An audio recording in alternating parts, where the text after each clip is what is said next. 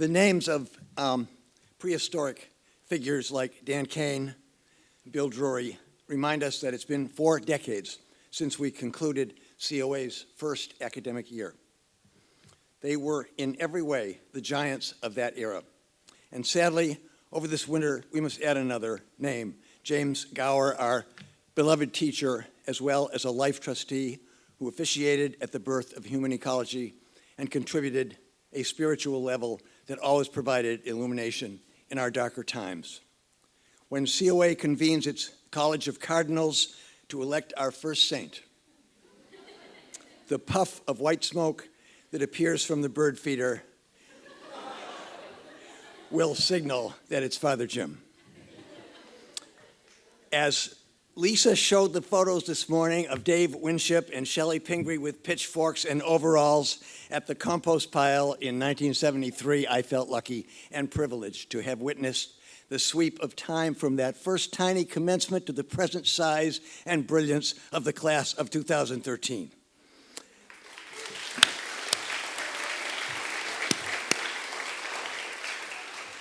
Though, now that Lucas has convinced the college to divest its fossil fuel holdings, I hear he has his eye on the fossil faculty. You won't lose us entirely, though. There will be lifelike habitat displays in the Dorr Museum, already begun in Nathaniel's exhibit of the peat bog corpses discovered in Turret's basement.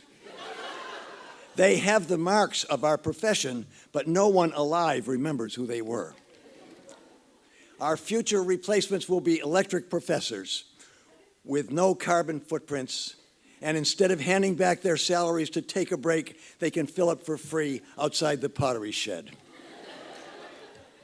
COA didn't have graduates yet after our first spring term, but we'd survived a pre-climate change 9-month Maine winter, and we were still alive, which is the first requirement of human ecology. We had taken over a former seminary, and the scraps of righteousness left by the vanished priests had been rechanneled and reconsecrated into a new direction. We had occupied buildings from the time when the 1% really meant something, before the 16th Amendment, and we had recycled their purpose from the glory of individual achievement to the rehabilitation of the earth. Now we're stuck with their maintenance problems. If you take a look at the scaffolding around our administrative offices, you will realize, as always, they got out at the right time. Our startup had nothing but an untested hypothesis, an old island estate rented for $1 a year, a cash reserve consisting of a peanut butter jar. For people like Dan and Bill Drury and Father Jim, resources may have been limited, but their commitment to COA's mission was absolute. It was a risk to sever your mainland connections and come here, and it still is. It demanded everything they had, total interdependence and unconditional trust in one another, in our shared purpose, and in our community. A trust that is priceless anywhere, but indispensable on an island. And in later years, when it faltered, it was a miracle that we ever got it back. They set a standard of unqualified dedication to their students that continues to be our guiding principle. Bill Drury was a consummate ornithologist, an evolutionary philosopher, and I can say it, John, a gifted artist. I'm writing this beneath 2 portraits of an Audubon's warbler and a raft of common eiders drawn in Bill's elegant hand. Dan Kane was a Yale biology major and Harvard law graduate who taught small business enterprise and process philosophy and quantum mechanics. They had known the failures of higher education at the highest levels and had come here to restart it again from zero. They had no use for the old disciplinary boundaries and hierarchies of expertise, narrowing tunnels of departments and majors, rank and tenure, publish or perish. The contributions of teachers and students were equally valued in the face of a new concept that resisted authority and definition, and after 40 years of trying to tame it, it still does. The first faculty reviews were open ACM meetings modeled on Mao's denunciation of the landlords. Dogs were not only allowed in class, but they started outperforming the students in their eagerness to catch up. So we had to ban them in the interest of morale, and the drinking age was 18. We were born as an obscure anarchist mutation, and now we are thriving and respected. How easy it would be just to give up on our revolution and become one of the ordinary elite institutions that overpopulate New England already. But we maintain our experiment thanks to our nonstop vigilance and our unreachable location, along with new students arriving from the mainland every fall, new staff and new faculty ready for anything, and every generation interrogating the concept of human ecology in a new light. It takes a remote island to evolve in a new direction and not be contaminated by mainland DNA. One of my autobiography students this year wrote home, "It's worse than we thought, Mom. The Walmart is 20 miles away." I swear it.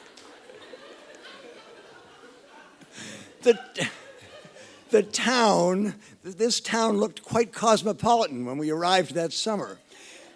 Then when the tourists left, it closed down like an abandoned movie set.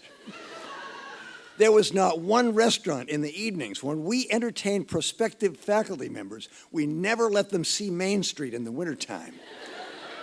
We blindfolded them like prisoners headed for a black site and drove them back to Ellsworth so they could get a meal. Real Pizza, Cafe This Way, Roops, Havana, Lompoc, Morning Glory, they didn't exist. They have been created as small businesses, many by our own alums, who, even though the bumper sticker says they're supposed to go forth and change the world, a lot of them just cruise into town and change Bar Harbor.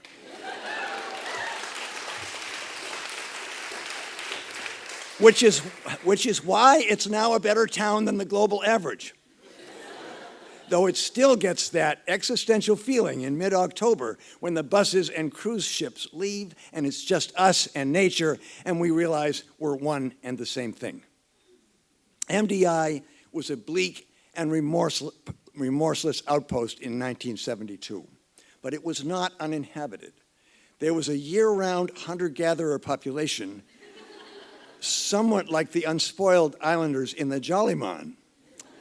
And one of them appeared out of the forest and said, "Welcome, my name is Millard."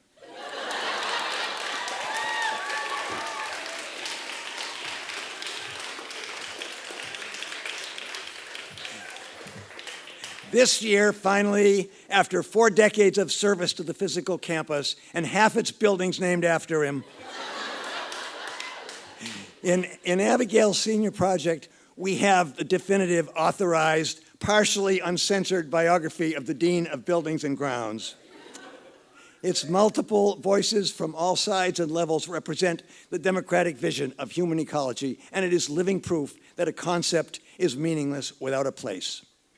For now, it's locked in the vault at the Bar Harbor Bank and Trust, but Nancy Andrews is negotiating for the film option. The young Millard will be played by Justin Bieber, and the advanced Millard, she's holding out for Johnny Depp. I think many faculty would agree with me that our previous training was only a test prep.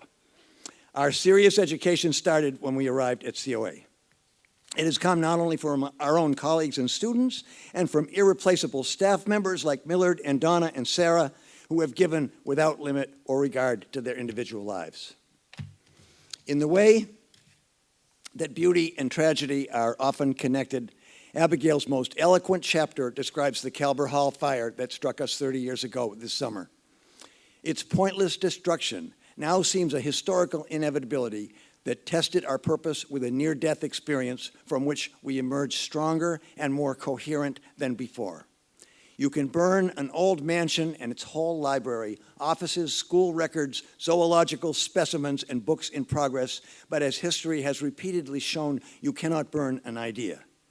Since then, we've multiplied the students and the faculty, the physical structures, and our endowment, like the Old Testament, where Job gets all his stuff back, doubled. But it's been in the moments when we were down to nothing that human ecology has most clearly revealed its face. This is the season when COA most truly distinguishes itself from the lower colleges. While 2 million other graduates catch rays and party on the dorm roof, COA seniors abstain from sleep, drink, and personal chemistry to adorn our campus with truly original works whose passion and energy outperforms the mainspring, which is not that hard to do. But every one of them expands the meaning of human ecology in a new direction. There will never be a greater COA jazz performance than Daniel's last night.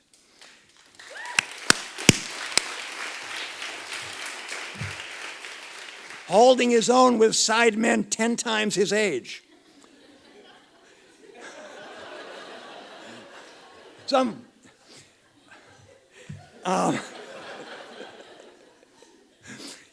His own compositions, deeply inspired both by his years of philosophical introspection and his internship as a plumber. One of the great themes of COA history is the rise of art and music from unsupported fringe activities in the beginning to their present place at the heart of our being. Not because of any administrative plan, but from the insistence of the students who have taught us that beauty is the origin and purpose of what we do. Maddie's film, Illuminate Dust, reflects a paradise of light and nature made radiant by craft and focus. But after you see it, you might pay a visit to Hunter's Gaboon Viper to remind us that people who live on Eden Street better watch their diet. Then we can strap on a pregnant stomach while Jesse measures our fetal heartbeat. We can suffer through writer's block with Age's graphic novel and bushwhack through Bronwyn's installation till we realize that Witchcliff actually has a shorefront. Had a shorefront. But we can also see beneath the tangible projects, the island of our education is really the tip of a mountaintop. The deepest part is underwater. You don't get it from classes and syllabi and distribution requirements. You have to go down among the tentacles of it like Moses in his dive helmet. I mean our Moses, not the other one. Not the other one. Under the surface, there's an invisible inner ecology, light-sensitive and easily lost amid public clamor and celebrity, and if that isn't in balance, you won't get it right on the outside. COA graduations have no valedictorian, no Phi Beta Kappa, no summa cum laude. We chose a non-competitive model because we saw that the excesses of human competition were compromising the earth. Yet within that model, creative production has flourished. These senior projects demand the highest energy from everyone. They don't try to get away with the minimum. It's not enough to photograph all the architecture of Beijing. They have to learn the language and master the economic history of China and re-envision its park system. Then let me show you my glass sculptures.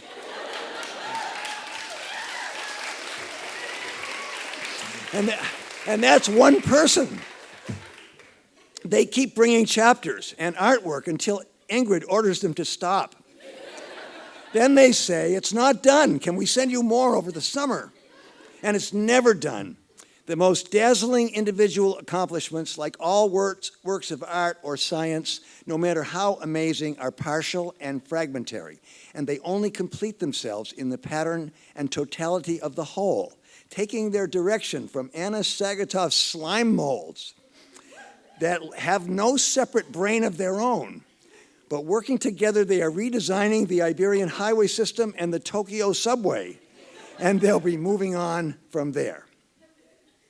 As the NIASC accreditors remind us on a daily basis, the COA experience is not fully interchangeable with reality.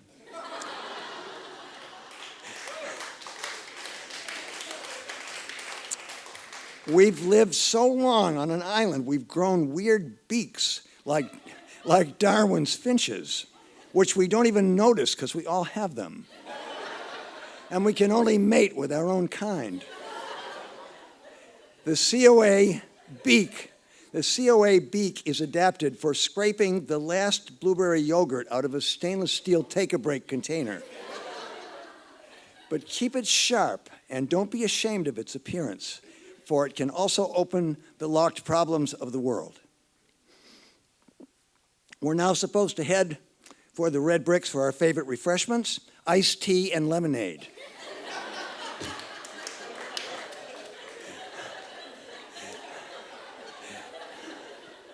The first miracle the seniors might perform as certified human ecologists, improving the environment, would be to turn those beverages into something else. Thank you very much.